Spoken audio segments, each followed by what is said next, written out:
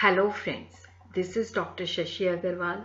I welcome you all, and the subject is economic development and policy in India or development economics. Today we are going to complete our topic, that is the features of the underdeveloped countries, and also going to do what is the difference between the developed and underdeveloped economies. It's written note, they will be available at my blog. Even the lecture will also be available in Hindi at my second channel, that is the Shashi Agarwal Economics and Law Classes.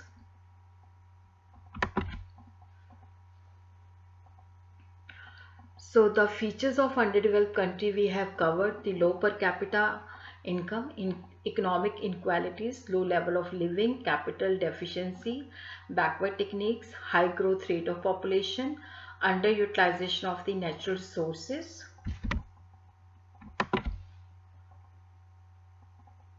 So next characteristic of underdeveloped country is the low productivity of labor. The productivity of labor is very low in underdeveloped countries.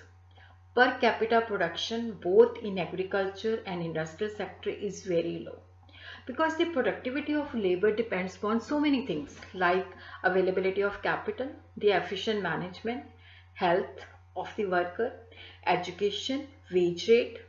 So all are inadequate in the underdeveloped economies. That is why the productivity of the labor is very low. And low standard of living, low productivity, both are the cause and effect, because the worker is having low income, that is why low standard of living. So that is why he is having low productivity, or it could be low productivity, low income, low standard of living. So that is the cause and effect. That is why the labor is caught in the vicious circle of poverty. In India, value added US dollar per agriculture worker in 2013 and 14 is 688, as compared to Japan. It is US dollar 46,045, and USA it is 28,162 US dollars. So value addition per worker is very low in India. Large scale open as well as disguised unemployment. Open employment is found both in urban and rural area. The employment opportunity, they are not adequate. The supply of the labor is more and demand is less. So there is lots of unemployment. Urban area, the rate of unemployment falls between the 10 and 15%. Disguised unemployment means it is generally found in rural area. It seems everybody is getting the work, but like in the agriculture, we require only 2%, but 5% they are working in the agriculture. So this is disguised unemployment. And it is reported by UNO, India and Pakistan and other underdeveloped countries of Asia. The disguised unemployment is 20 to 25% of the population. And also structural and educated unemployment is also found in the underdeveloped economies, and that is a chronic problem. That is not a cyclical problem, because the opportunities are very much less, demand is very less, and the supply is more. So chronic problem of unemployment is there. Dominance of the agriculture. Underdeveloped countries, their main occupation is agriculture. Agriculture provides employment to more than 50%, and only share in the GDP share is only 20%. And when we compare with the developed nations like USA, UK and Germany and Japan, the the dependence upon agriculture is between the 2 to 7%, and the share of agriculture in GDP varies between 1 to 4%. So the underdeveloped nation dependent upon more on agriculture, that is contributing less to the GDP. In the developed nation, there are less dependence upon agriculture and more dependence on the service sector and the industrial sector. High incidence of poverty. Poverty in the underdeveloped economies, poverty also exists in absolute terms, Absolute terms means when they are deprived of the basic, they don't fulfill the roti, kapra and makan.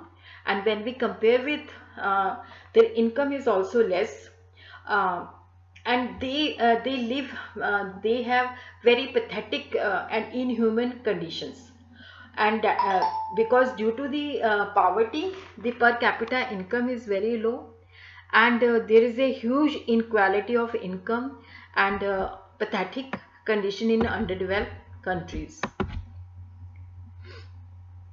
Absolute poverty, that is the state of deprivation of the basic human needs in terms of the food, clothing and shelter. In Hindi we could say roti, kapra and makan. There is a bad situation in South Asia, Latin America and African continent.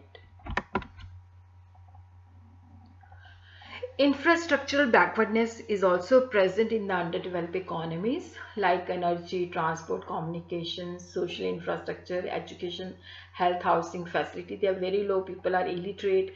Health facilities are not there. Communication, means of communication are not there. Inadequate transport. So poor infrastructure is a basically obstacle to the investment. That is why the investment opportunities don't come due to the poor infrastructure.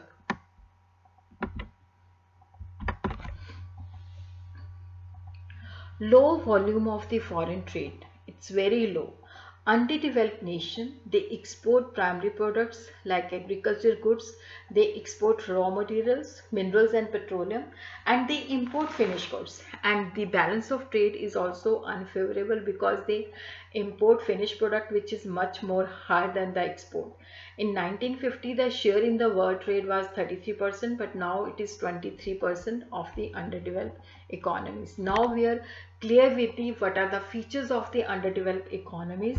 So the next topic which we are going to cover, that is the difference between the developed and underdeveloped economies.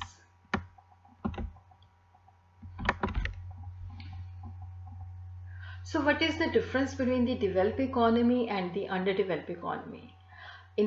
Basically in the developed economy, the finished products, they are exported and the balance of trade is favorable. But when we talk about the underdeveloped economy, the primary products, the raw material, they are exported and the finished products, they are imported, and their balance of trade is very pathetic situation. Growth rate of population is very low in the developed economies, and the growth rate of population is very high, birth rate is also very high, and a high rate of capital formation is present in the developed economy. That is why the investment opportunities are more, but there is a low income, low saving and low rate of capital formation.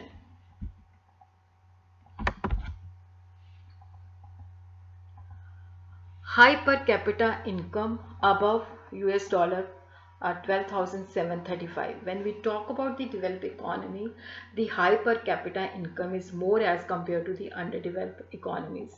But in the underdeveloped economy, that is less than US dollar 1046. And when we talk about the living standard, that is very much high. They have better quality of life, better social infrastructure. But when we talk about the underdeveloped economy, the standard of living is very poor. They are having poor quality of life. Even there is a in the developed economy, the gap between the rich and poor is very less income inequalities. But when we talk about the underdeveloped economy, there exists a lots of gap between the rich and poor, and distribution of income inequality is very much skewed, and rate of capital formation is very high in the developed economy. It is 30% of the GDP. But when we talk about the underdeveloped nation, the capital formation is very low. It lies between 10 to 20%.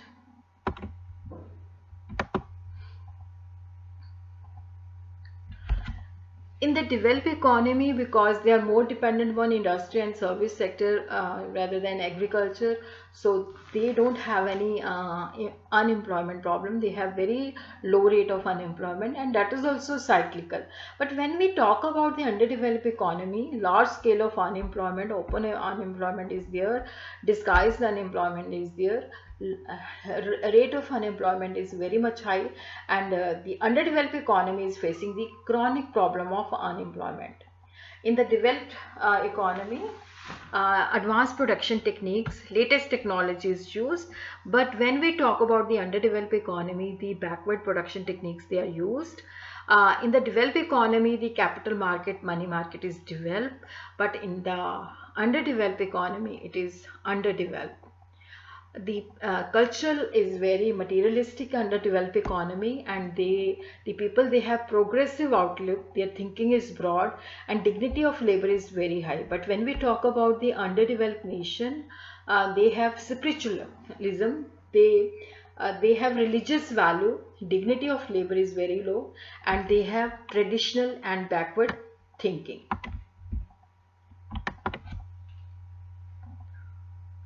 Thanks for watching. Our topic is finished. What are the features? What are the characteristics of the underdeveloped economy? And what is the difference between the developed economy and the underdeveloped economy? And thanks for watching Shashi Agarwal channel, for watching the lectures of development economics in English. And thanks for watching Shashi Agarwal economics and law classes, for the lectures of development and economics in Hindi. Next video will be on Saturday. We will be covering the features of the Indian economy as the underdeveloped economy.